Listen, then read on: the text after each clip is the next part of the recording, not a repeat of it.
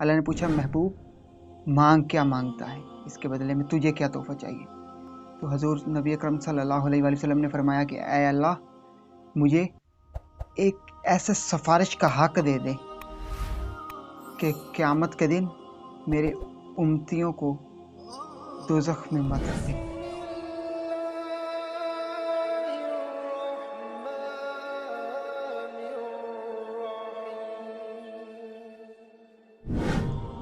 बिस्मिल्लाहिर्रहमानिर्रहीम। तमाम देखती आंखों, सुनते कानों और धड़कते दिलों को मुदस्सर इकबाल का प्यार भरा सलाम। आप देख रहे हैं हमारा यूट्यूब चैनल इस्लाम की बात, और आज की इस वीडियो में हम बात करेंगे कि हज़रत नबी अकरम सल्लल्लाहु अलैहि वसल्लम जब अर्श मुअल्ला पर गए अल्लाह के पास मिराज की रात, तो आपने अल्लाह पाक को क्या तोहफा दिया। अल्लाह पाक ने पूछा ना कि महबूब मेरे लिए क्या लेकर आया। तो हजूर ने फरमाया कि ऐ बारी ताला, मैं आपके लिए ये एक ऐसा तोहफा लेकर आया हूँ कि पहले आपके पास कभी नहीं होगा। हज़ूर नबी अकरम सल्लल्लाहु अलैहि वसल्लम ने फरमाया कि ऐ बारी ताला, मैं आपके लिए आजिज़ी लेकर आया हूँ। ऐ मेरे मौला, तुझसे तो बड़ा ही कोई नहीं, तू किसके सामने आजिज़ी करता। मैं आजिज़ी का तोहफा लेकर आया हूँ। जो मैंने खुद आजिज़ी अपनाई हुई इस दुनिया में, तो वो वाला मैं तोहफा लेकर आया हूँ। अल्लाह को इतना तोहफा पसंद आया। अल्लाह ने पूछा, महबूब मांग क्या मांगता है, इसके बदले में तुझे क्या तोहफा चाहिए।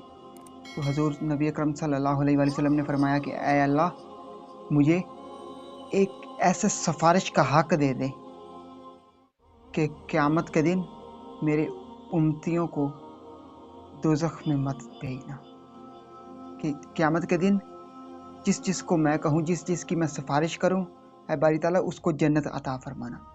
अल्लाह ने फरमाया कि या महबूबा, क्या क़यामत के दिन जिस तरफ तेरी उंगली उठ गई और जिस की तरफ तूने इशारा किया, उन सब को मैं जन्नत अता करूँ। इससे सबक हमें यह सीखना चाहिए कि अल्लाह पाक हमें आजिज़ी का दर्स दे रहा है। हजूर ने भी यही फरमाया कि ऐ मुसलमानों, आजिज़ी को अपना कर रखना, तकब्बुर और गरूर मत करना, पैसे का, हुस्न का, ज़ात बरादरी का, या और बहुत सारी ऐसी चीज़ें हैं, मालो दौलत का, कभी गरूर मत करना, तकब्बुर मत करना।